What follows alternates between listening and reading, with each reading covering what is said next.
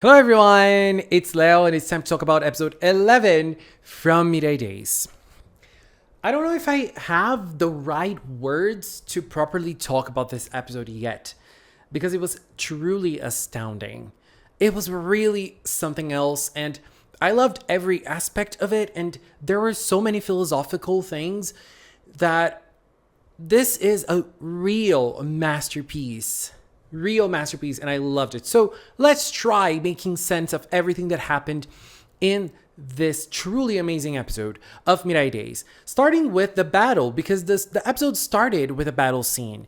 And let's just say the battle was really incredible. It was out of this world. Cure Miracle, Cure Magical, and Cure Felice fighting. Oh my god, I love the way they use the Linko stones. They use different abilities. They are always trying to bring up new techniques. And it was a short fighting scene. It was not very long, but it was so impactful, so full of cool frames. And Yoshiyama Yu, she's always delivering in the animation department. I adore this woman's work so much. She is my favorite animator when it comes to working with PreCure. I love her. I'm crazy about her animation. And this fighting scene, really, really incredible.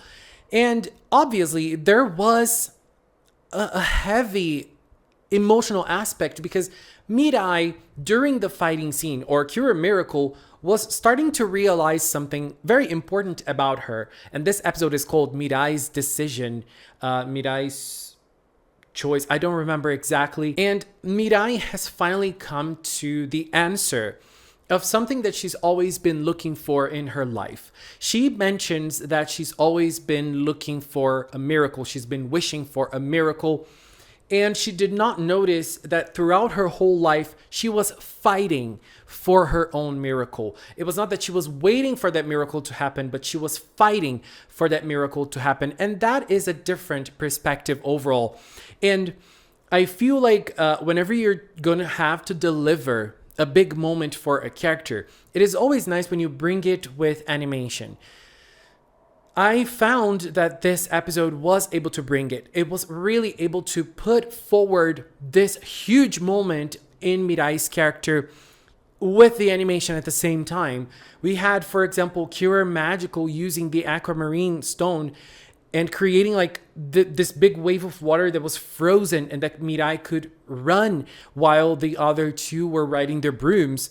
What a powerful moment. And at the same time, we have Mofurun outside of the big glow where they were fighting. We had Mofurun on the outside, smelling something nice, which is, always a power up. And we were finally able to see the beautiful Alexandrite. And Alexandrite, the transformation itself was pretty. The attack was visually nice, but they didn't do anything. They just put their hands forward. And that was it. Because they didn't move. They didn't do anything special with the attack. I don't know. I wanted something else. But at that point, the power up, like they were overwhelming Chronosto with power. At the first moment in the battle, it was an equal battle. They were trying their hardest, but they were having a hard time. I love that moment in which he hits Magical and she hits the wall. And there's a big scene of her face in pain. I love that moment. You could feel how hard that fight was for them. But at that second moment, after Mirai's realization, they were overwhelmingly stronger than them. And the Alexandrite power-up, obviously, it was way stronger as well. And they were, at least for a little moment, able to think they defeated Chronosto. And I was like, okay, this can't be it. This can't be it. Maybe we're going to deal with the aftermath of everything, but this can't be it. And it wasn't. Chronosto, okay, he seemed to be weaker, but his plan was already in motion. And he was able to freeze time to everyone. So a few considerations before we go on. When Mirai was, running around and, making her decision of not wanting to stay in the past, she was thinking of how important it is to live with everyone she loves. And if everyone is in the past, she's going to live with her memories only. If you think about it, it's a lonely way of living. But are you conscious enough to know that that is not real? It's hard to know because, we don't see many perspectives of people inside their memories. We don't know how they're feeling inside, or if they notice that it's just a memory, it's just a simulation, it's not the real person. It's like Ire with his mom. We don't know is he actually feeling that it's his mom. He can't notice that it's not real, or does he notice? We don't have that perspective in the show.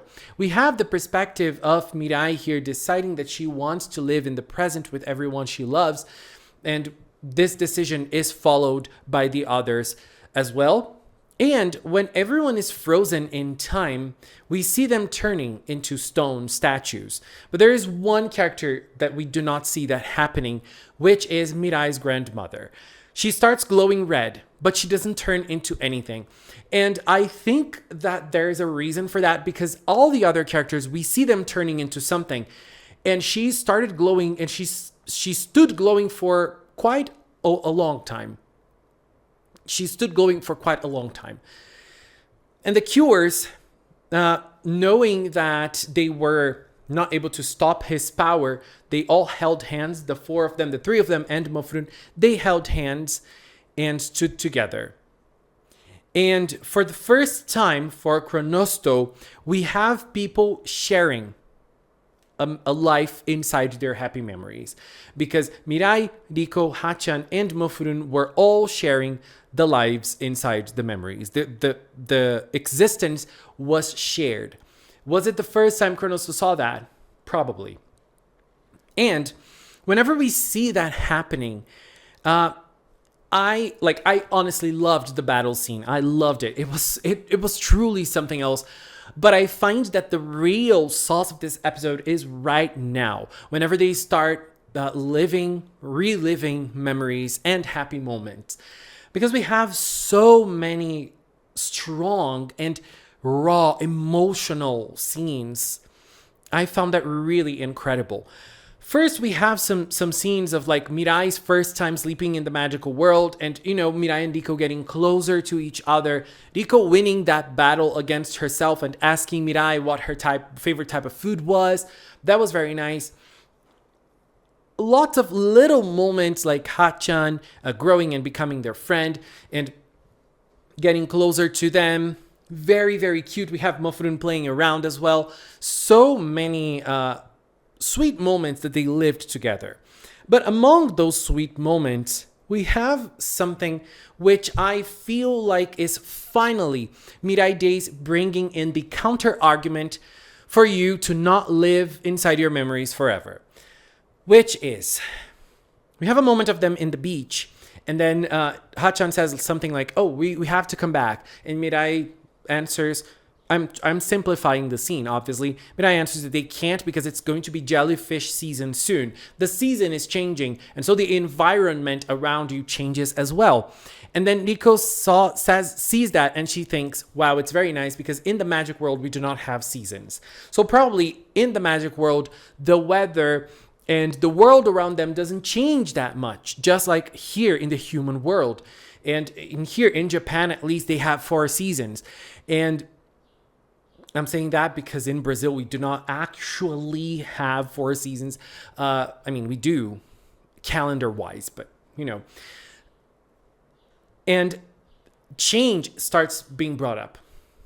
And here is the argument that the show brings. If you live in your fantasies forever, if you live inside that happy moment that you like forever, life isn't going to change. You're not going to experience new things. Your life is going to be stale. Can a happy moment exist forever? Is it always going to be a happy moment if it keeps on repeating itself? Is it possible? I love this, and I love how Mirai Days brought it, and I love how the girls started questioning and how they like change. Change is something that for us humans will always exist. It is impossible for you to live your life without things changing around you. Changes might be small, changes might be big, but they are going to happen. It is a constant in our life. And it's funny if you think that a change is a constant, but it's true. Life is contradictional. Is that the word? You know what I mean. I love it. I love that they have come to this realization. And this is also, I feel like the counter argument that the show still hasn't brought up. I love it. I mean, the show has brought another counter argument, which is you have to live in reality, but I feel like it should be more than that. And this episode really brought it with those amazing past moments. And then we get to a moment in which they are still inside their memories, but since they are connected to each other, they're able to share and they're able to talk. And it's very nice that they are younger in this version.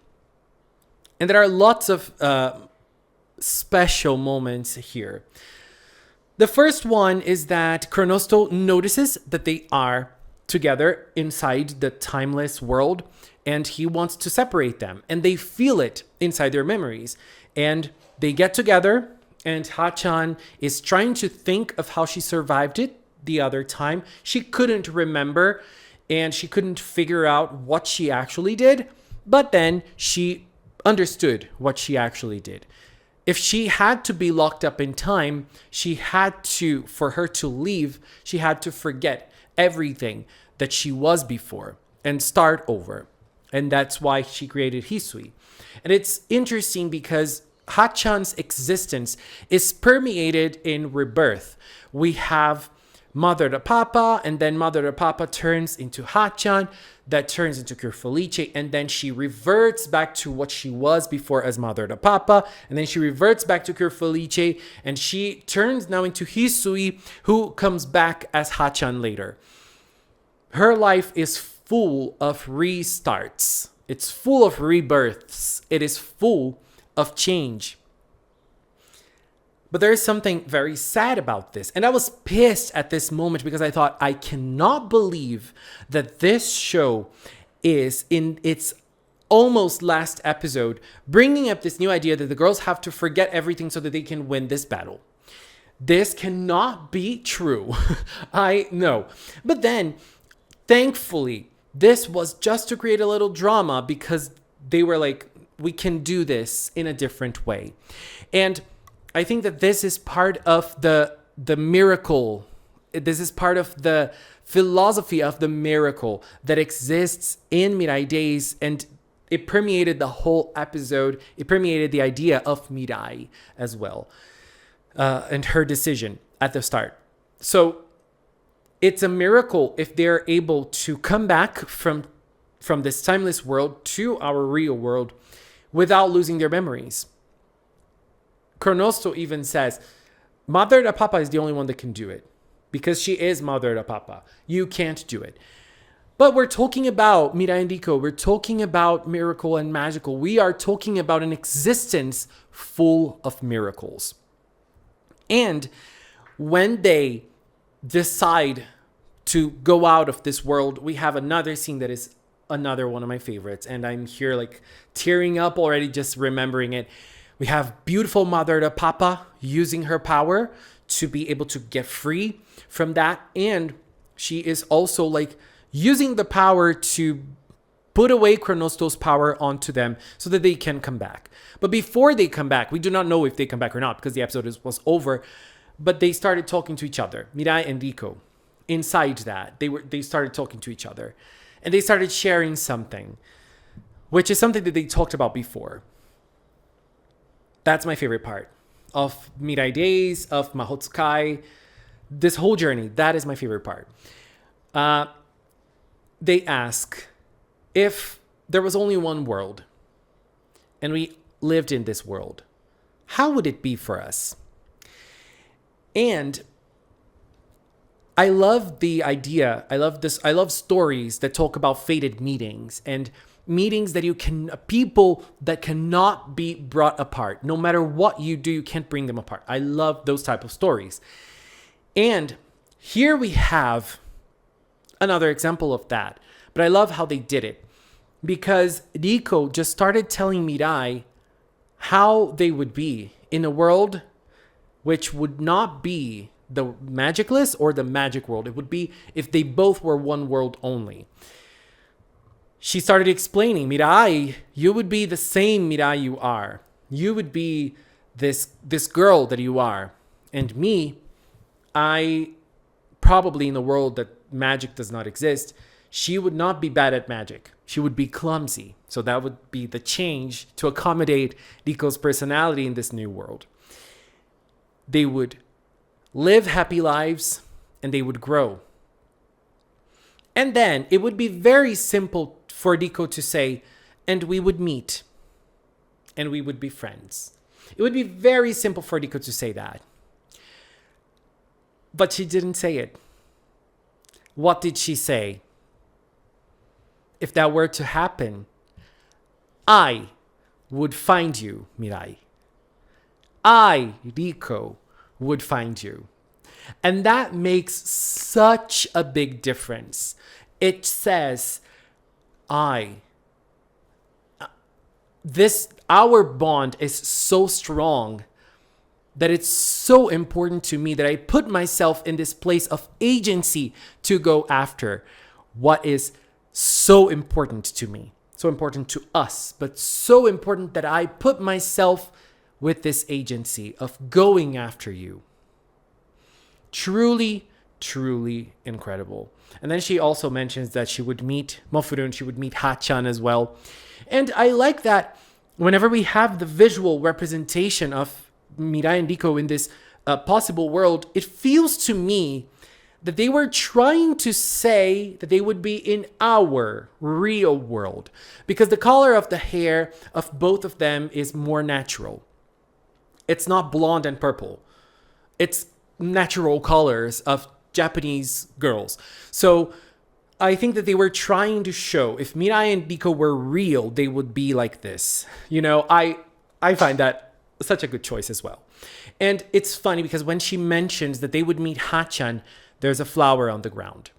So maybe in this new world, this magical existence of Hachan would be a different existence. We do not know, because Hachan is a magical being that might not exist as she is in our world. I don't know. Just things that I'm thinking on top of my mind.